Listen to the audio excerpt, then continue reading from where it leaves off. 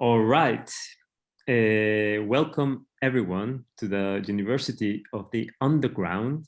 We are a free pluralistic university founded in 2017 in the basement of a nightclub in Amsterdam.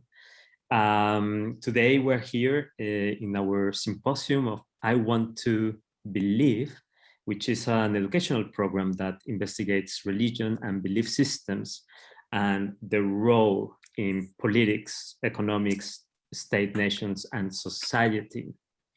Right now, we are going to have a panel with 4 of our today's lecturers.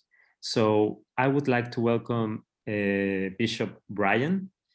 I would like to welcome Jenia, the name, Jenia G, also M. Dudeck, and I want to make sure that also CCD, the rapper, is here.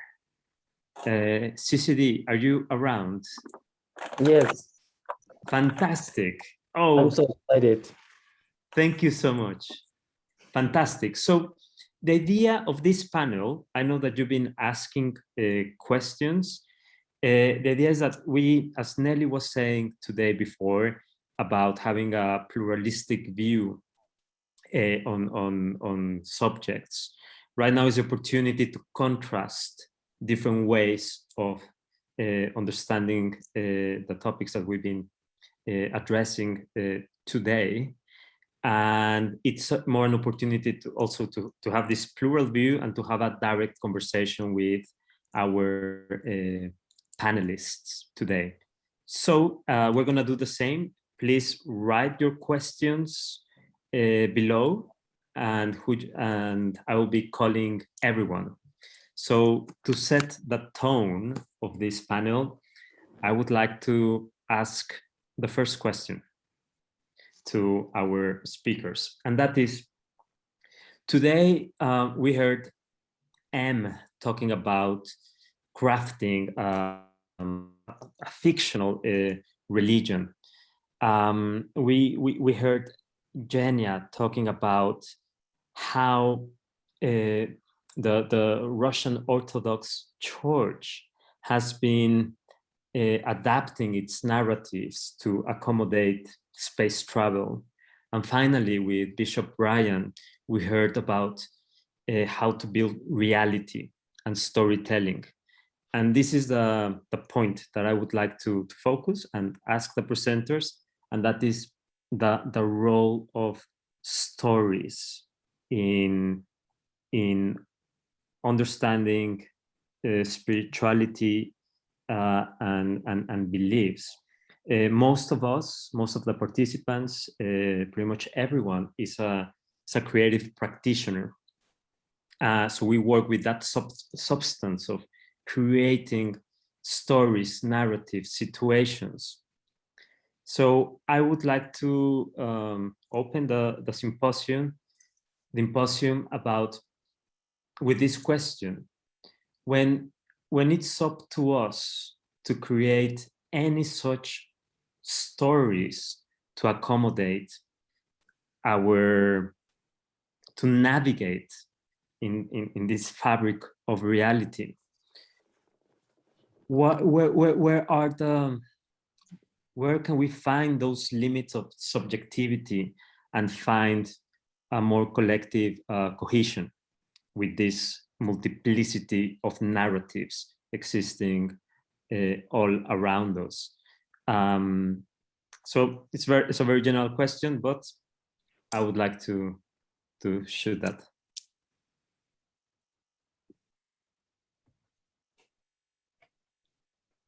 Who would you like to go first? You're creating the system, so let's. Yeah, let's talk about storytelling, crafting stories, and to what extent those new stories can be conflicting to other stories that we invent. Okay, I think maybe I can. Go ahead. Well, yeah, I was going to say it's it was interesting listening to Bishop Bryan, because just before that, Amir sent me a message just sort of asking about, when you invent a religion, are you just potentially creating the same as what was already there? And one of the things that I said in response, which I think aligned a lot with what Bishop Bryan was saying in terms of archetypes, is that I don't think you can create a new story. I don't think it's possible. But what you can do is you can create new configurations of the same story, or you can deconstruct the archetype, or what happens if the wise old man wizard was once a tyrant, and that's what led them to become the wise old man wizard. And I think that there's something. I think the problem that we have with, and I completely agree also with Bishop Bryan's distinction between institutionalized and organized religion. But what we have with institutionalized religion is really the canonization, that the overt selection of a certain type of story, and the control of the archetypal processes that the readers or the seekers can go through with it. So although I say provocatively that I'm inventing my own religion, and I advocate people inventing their own religion, choosing their own stories, either writing them themselves or choosing stories that outside of religion had meaning for them, I'm not actually truly talking about inventing. I'm talking about sculpting with the material that has been that has been pushed upon us. And so I think what's beginning to happen in terms of sort of post-colonial narratives and queer narratives and feminist narratives and expanding the categories of what is a religion, what is a spirituality, is that we are encountering new stories. And I think those new stories take those same archetypes, but they offer slightly different perspectives on them. And I actually think that's the next phase that we're moving into.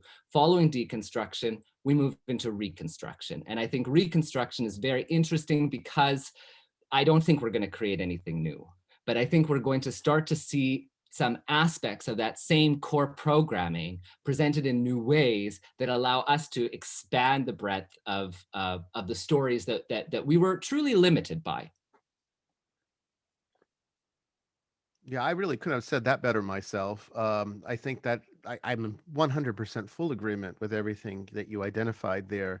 There are no new stories. There are no new. The components of the story are always going to be the same.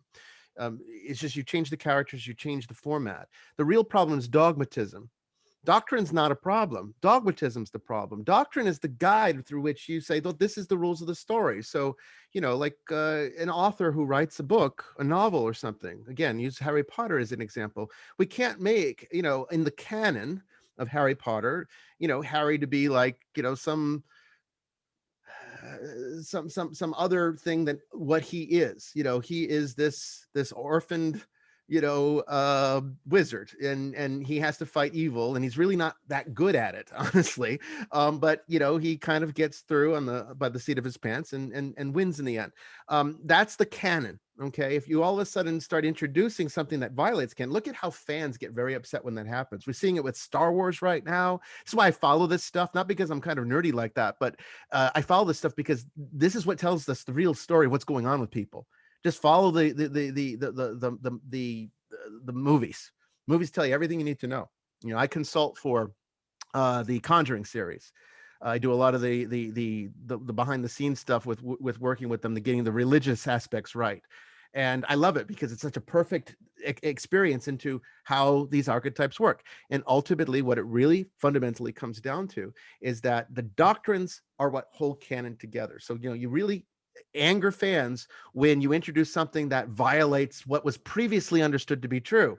And then you get all these news groups and people online going crazy when anything seems to make that conflict happen, creates a plot hole, for example. We don't like that disconnect. There's a lack of cohesion at that point.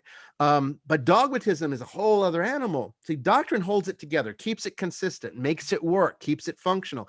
Doctrine does that. Dogma makes it where you're the only one who's right and everyone else has to be wrong. And there is no such thing in this cosmos. You could never get that. You would never be able to make that a fundamental truism, because, and I'm not talking about relativism here. Understand that there is a framework, but I like the way you said sculpting, because that's exactly what it is. You're taking the energy that's already present and constantly creating new things with it, like a painter does with a palette. I mean, you don't get new colors. We're not going to create new colors one day that's going to go beyond the, I mean, we got the colors we've got. This is it. But we can make any infinite number of combinations to create these wonderful works of art, from, you know, Van Gogh's Starry Night to the Sistine Ceiling. It's the same colors, but they're all put together differently. And that's our story. That's how we use these archetypes. So don't be dogmatic. Use doctrine. Doctrine's great. Doctrine's understanding that certain colors go well together and certain colors don't. Dogma is saying that they can only go this way and you can never do them any other way. It can only paint this picture. It's only Starry Night. You're only going to get Starry Night. Starry Night's the only true piece of art. Everything else is garbage. You know, we wouldn't say that about art. Why should we be saying that about religion? But that's exactly what religion does. And that's the real problem with it. It's not religion itself. It's just what people do with it.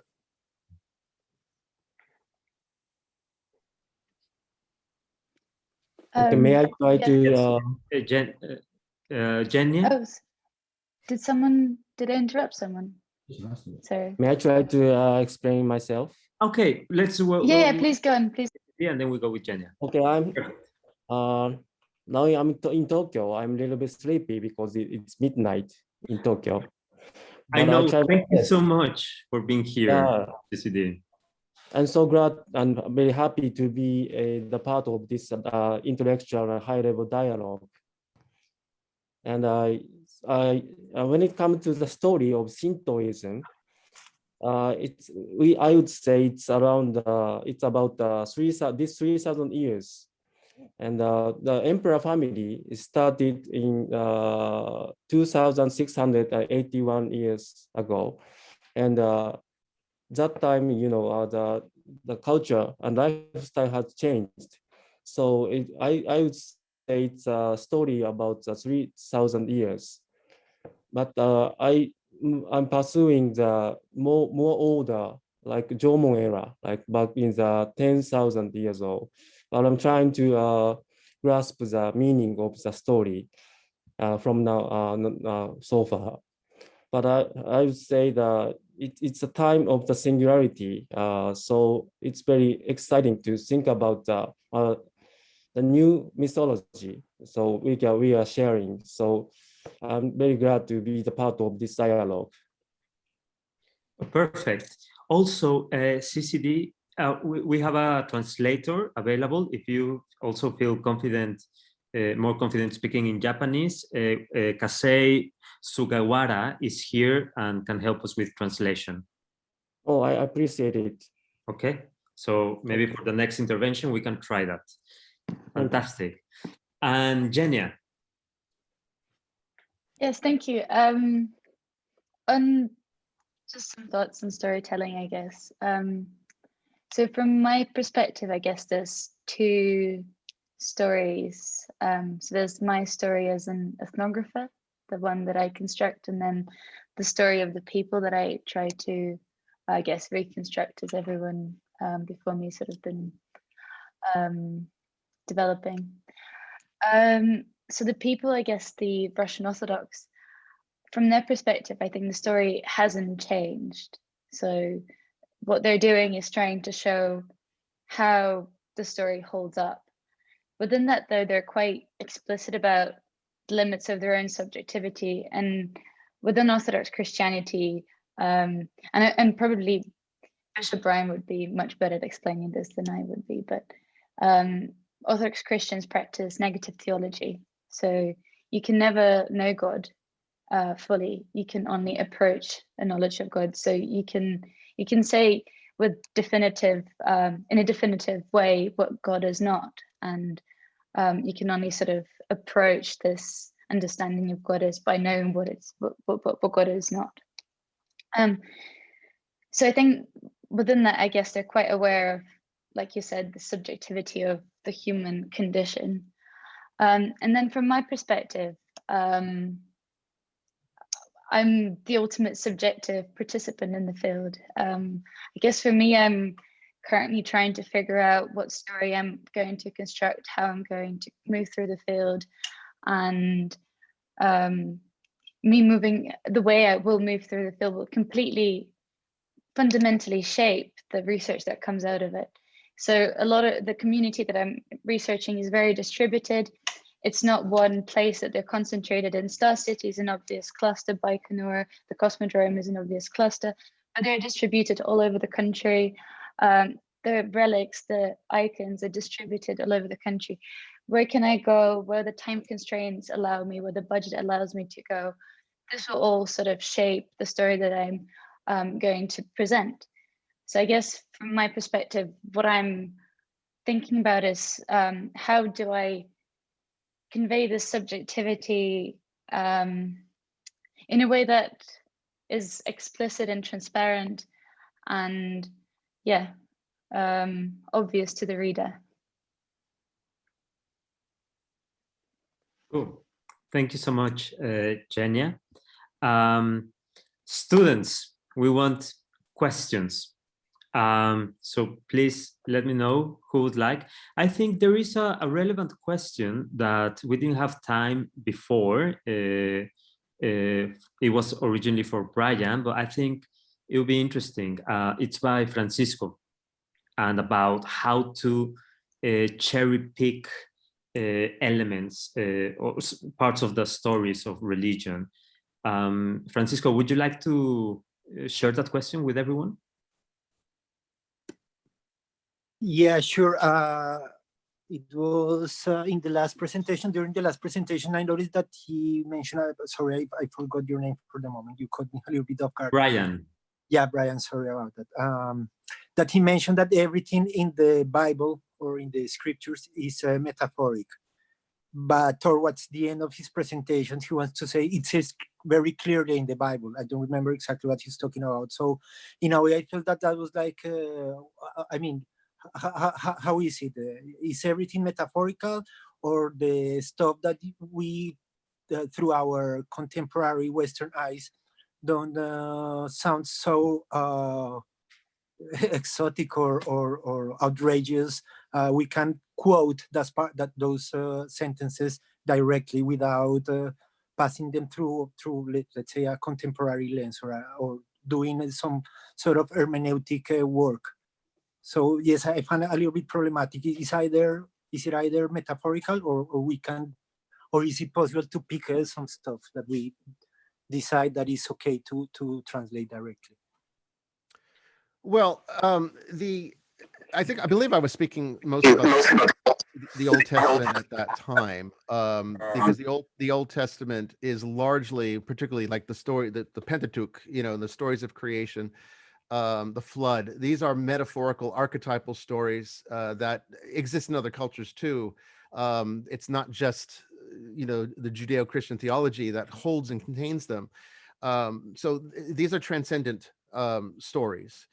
Now, there's also obviously a historical component to the scriptures. You see that in the Chronicles and Judges, and you see also in the New Testament in particular, the difference between the teachings of Jesus and the things that Jesus did.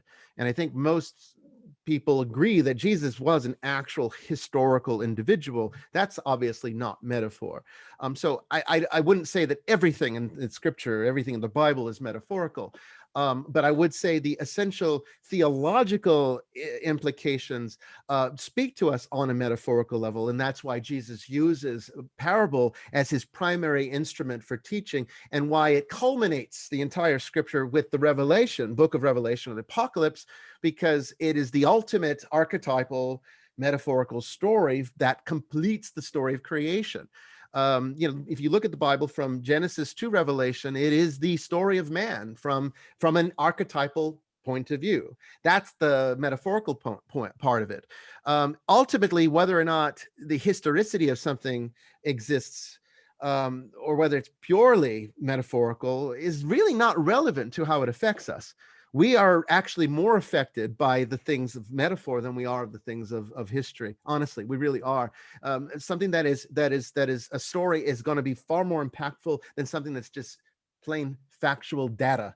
We tend to ignore data, or we'll memorize it for a time or for use, but it's the stories that stay with us. It's the stories that affect us. You know, if you're reading a dissertation on geometry, it's not going to bring you to tears, but a movie will. You know, because we're emotionally compacted. It speaks to us on a level that's much higher. So I would actually argue that metaphor is much more authentic and much more real than history. History is just our part of the story, which is very limiting. Metaphor doesn't have those limitations and can take you much further, which again is why I think Jesus uses it as his primary tool for teaching, because his entire message is about transcendence. It's about moving beyond the limitations. And we can't do that. We can't understand, like as we were speaking about before, and the Orthodox Church is correct. You can't know God. It's not possible. You can only know what God is not, and that is absolutely true. But what you can also do is you can use our experience with God to have an intimate relationship that tells us a little bit about at least how we can connect with him. It's not the fullness of God, it never will be. But our personal connection contains something that is far more valuable and useful than anything that history can teach us. So, you know, I tell people all the time, and it kind of offends some Christians, you know, when they ask me, did Jesus really die on the cross? Do you believe that Jesus really died on the cross? Or do you think that was just, you know, a story of sort of the archetype of the dying God that rises from the dead to save his people? And I said, yeah, I mean, fundamentally, of course, I believe historically that Jesus was actually crucified. And I do believe historically that he rose from the dead. But theologically and in terms of salvation, it really doesn't matter if it happened or not, because all that matters is the story affects me and it leads me to seek salvation. And by that effort, I find God, and thus salvation is achieved. Who cares if it was historical at that point? What matters is that it affected me. So that's kind of what I was going with that. I didn't have really enough time to really go into it, but no, I didn't mean to imply that scripture, you know, is just merely a narrative or merely a fictitious construct. It's far more than that.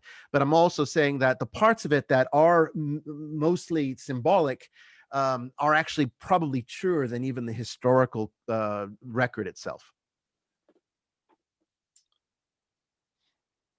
I might I might jump on that, but and make a claim which maybe is dangerous, but I would just go so far as to say that everything is metaphor. Yeah. And so then, you know, like I mean, if I tell you the story of me making this tea, the way I choose to tell you the story is telling you far more about my personal experience in my moment. You're going to tell me the story of how you made your tea very differently, and each one of us is going to do that. Today we're here talking about religion and belief systems. We're also basically talking about ourselves. We're telling our story. So everything goes through these layers.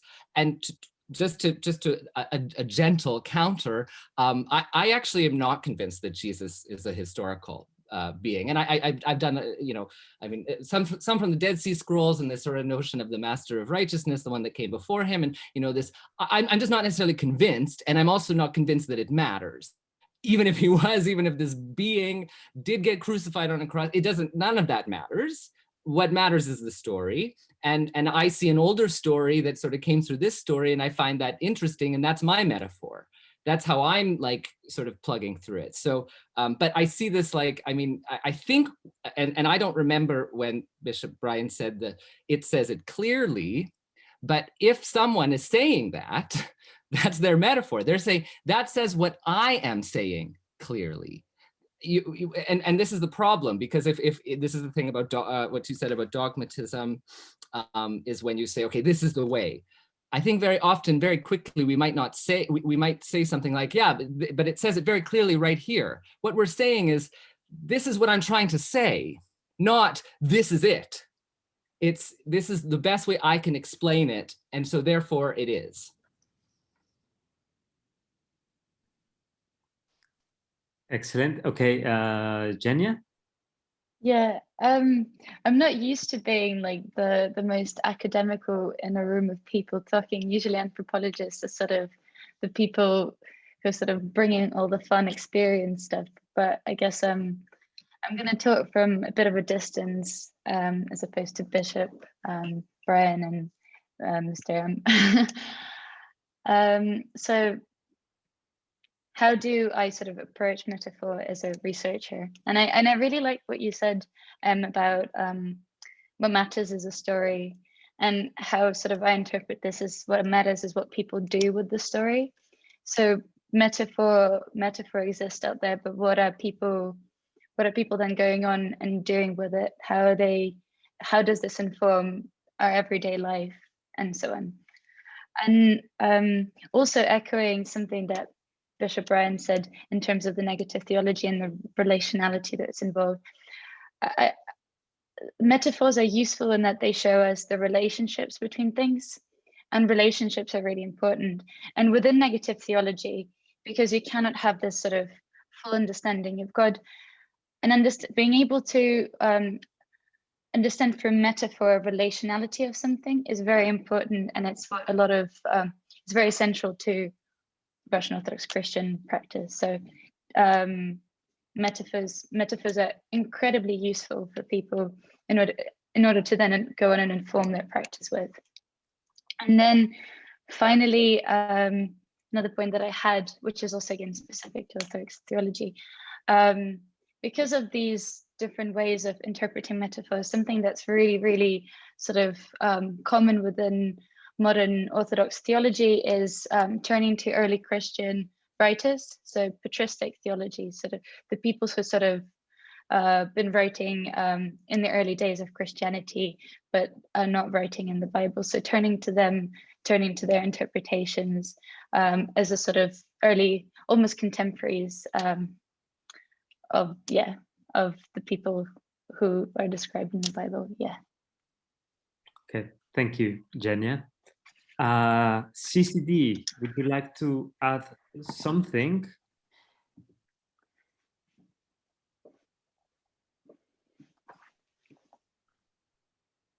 I think you're muted. I will unmute you. Okay, you have to unmute yourself. And we can, yeah, you can speak in Japanese because Kaisei is here and will make us will help us with translation. If you want.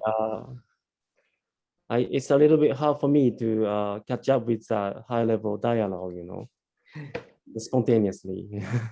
No worries, no worries. My best, you know. Yes. So 質問何でしたっけ?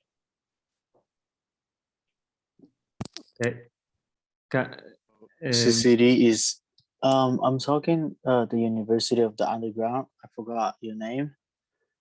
He's saying simply one question to him. Mm-hmm. Yeah, people asking. Okay. Okay. Well, we can ask one question. For example, yeah, let's do Jessica's question first to CCD and then to the rest of the panelists. So Jessica, would you like to jump in? How do your personal relationships with faith inform your day-to-day lives? You know, when I say the poetry and when I chant the poetry, the day by day, like the morning and the night, that poesy leads us to the another state of mind. It's like a faith for me. It's like a belief. So that kind of routine make myself, you know, keeping the faith, you know, day by day as a Shinto priest. Does that make sense? Yes, yes, it does. And I think same goes for everyone in the panel. So M?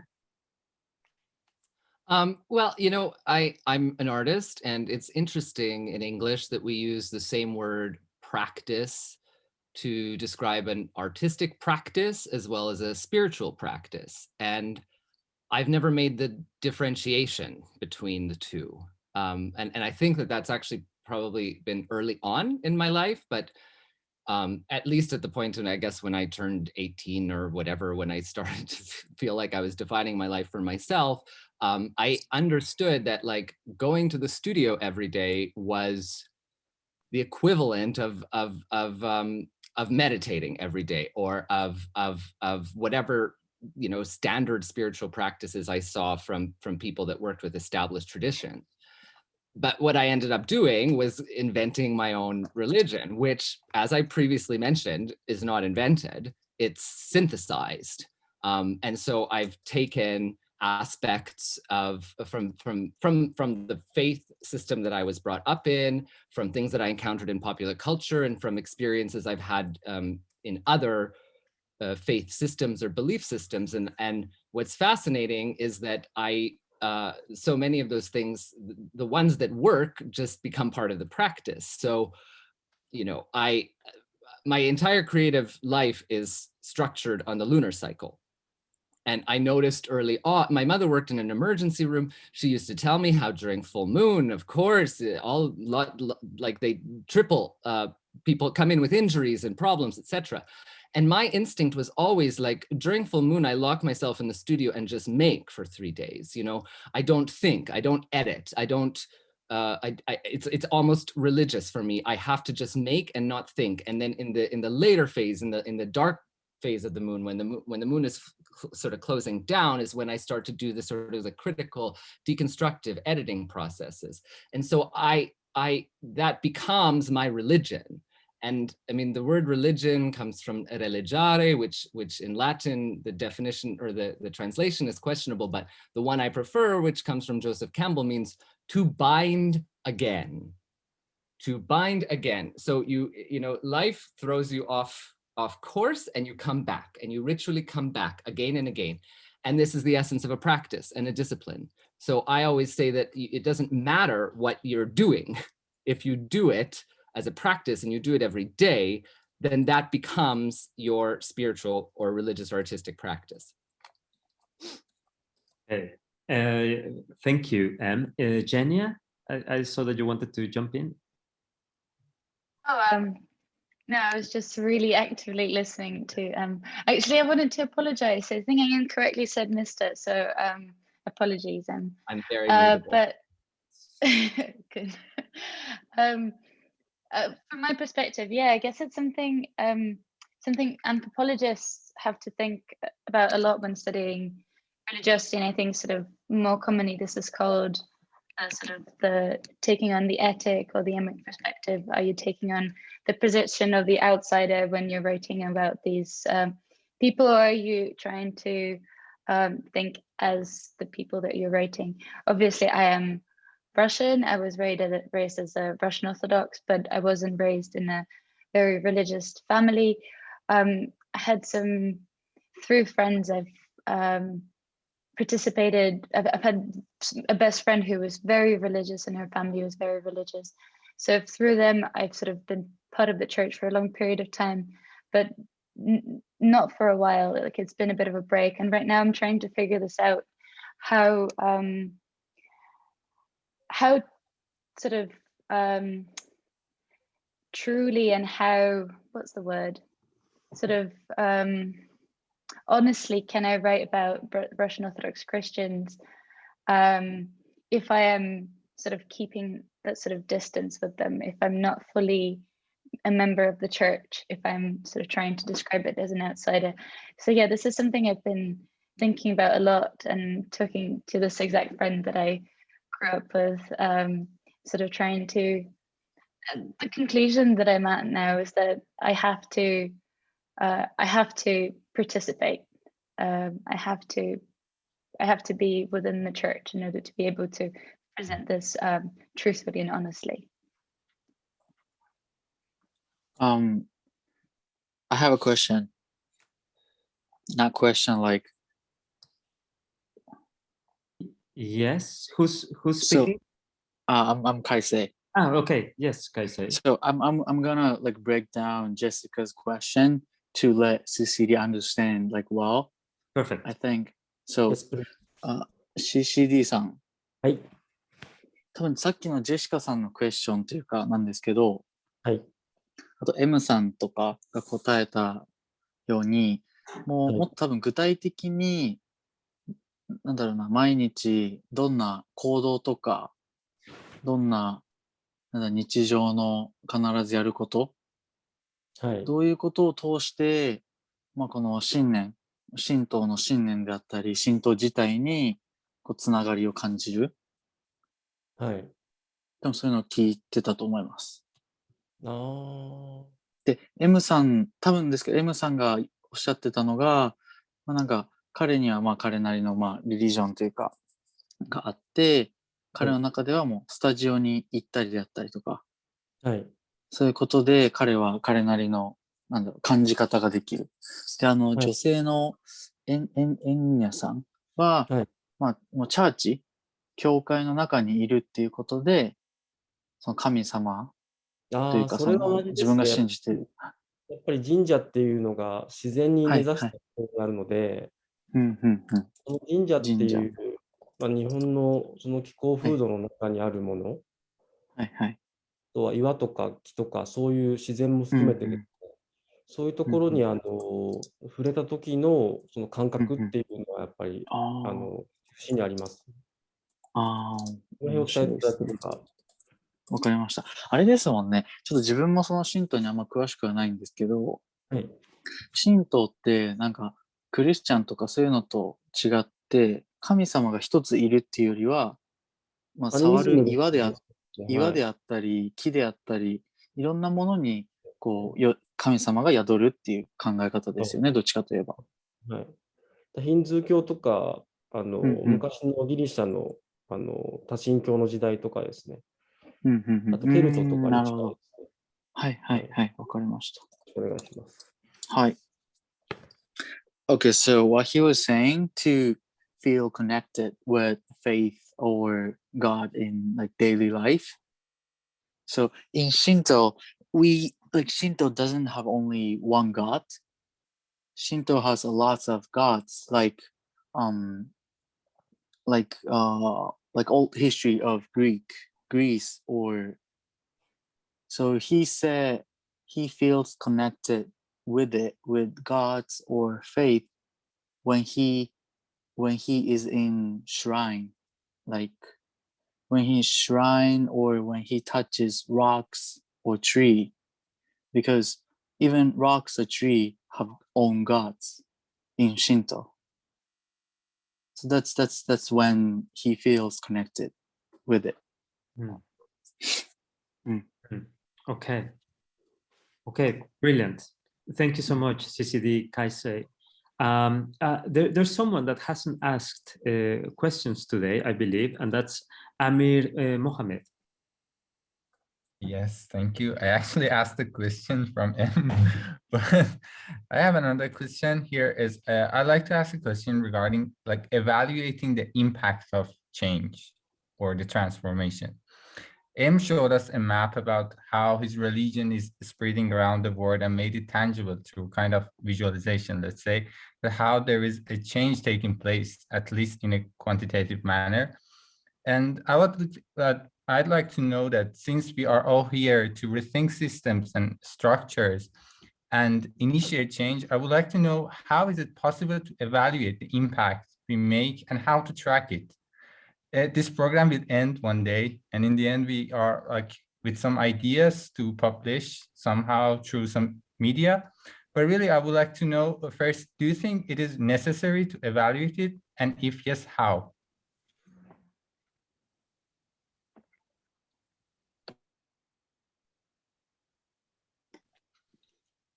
Who would like to answer? I can start if okay.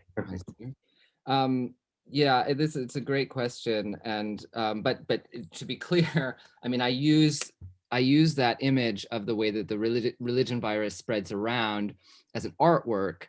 I don't think in any way the fact that it's existed in 25 countries says anything at all about about its quality or its importance. And I'm a strict, I'm about to say this, I'm a strict believer in the idea that the sort of the most important change that we make is that which we do without any knowledge of. we inspire others just by the way that we walk through the world, or a certain, very often someone tells me at the end of a talk or something, oh, this thing that you said was so important for me. And I often don't even remember saying it. And so I guess I'll answer your final question to say, I don't think it's our task to evaluate the effectiveness or even, we can map these things for our own purposes, for our own process. And I think, I don't know, I would suggest Bishop Bryan might suggest that's ego-based, that inclination to map, to know I've been here and to know I've done this and to say that I've done this. But I think in Judaism, the mitzvah, the good deed that you do for another, it only really works if you don't get any credit for it. And if you get credit for it, then it loses karma points. Sorry, now I shouldn't borrow, but it loses its spiritual power.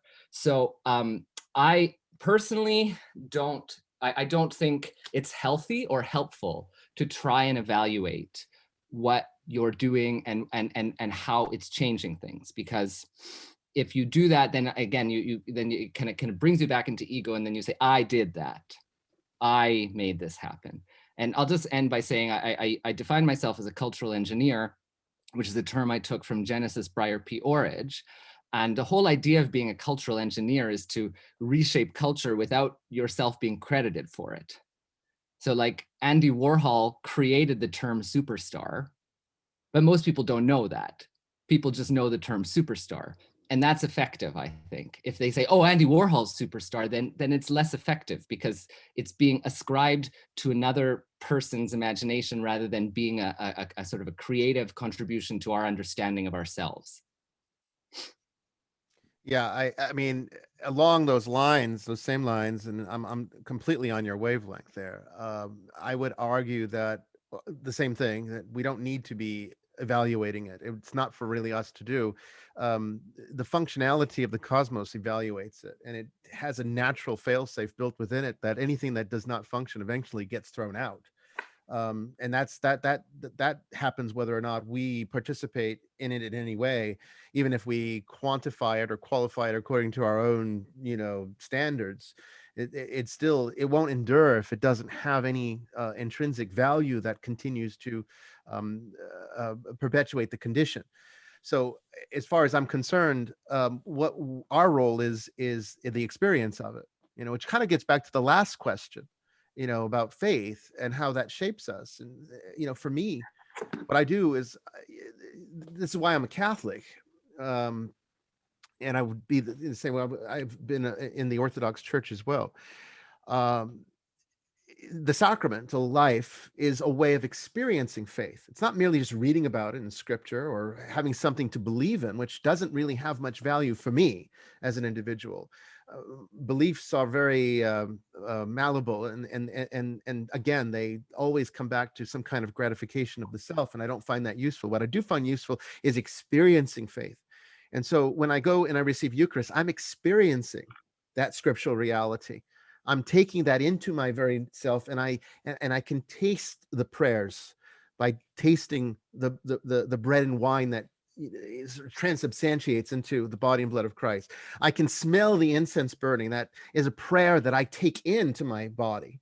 When I chant, I am using my voice, using my ears to experience the reality again with using all five senses. Every aspect, icons, the sense of sight becomes another way of praying, and making it more,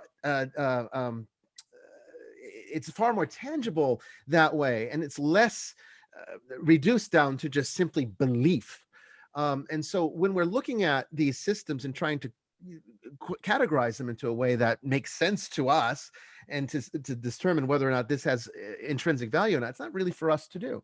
The universe will not have it as an option if it's not ultimately serving the particular function that it's there to serve. The problem is when we start to quantify it, that's when we attach meanings and purpose to it, and then it's always about ego at that point. It always comes back to ego at that point. You don't need purpose and you don't need meaning. What you need is function. And it seems cold and objective a bit, but ultimately when you really understand it, it's kind of what Em's talking about here. My best work has been what I was not consciously trying to create. There are times where I will have mass and I will give a sermon, and the sermon will go on for maybe 30 minutes. And somebody will ask me something about the sermon. And I can't even tell them. I can't even answer them because I don't remember what I said. It just comes. It connects at a level, and it's what is the message that needs to be said for that day. And I have to go back and watch the recording of it in order to even know what I said. And I'm really sometimes floored by it. And where did that come from? That was not an intellectual choice I made. That was not something consciously that I was thinking of. And you can tell the difference. You can watch my sermons, the ones that come from some much higher reality that is not conscious, and the ones that do. And the ones that come from that higher level are far better than the ones that I tried to create or tried to modify to make work. So I think we worry too much about trying to make these things matter. Let's just let the universe worry about that, and let's just experience what's here. Because there's just so much that is yet to be uncovered. And I think that's really what spirituality and religion are all about, getting back to that. Thank you so much. I don't know. So we have 5 minutes. It will not do justice for having a full question. So maybe if someone has a very specific question to only one of the panelists, you can let me know. Otherwise, I would like to hear voices that we haven't heard today, like David, maybe Rachel.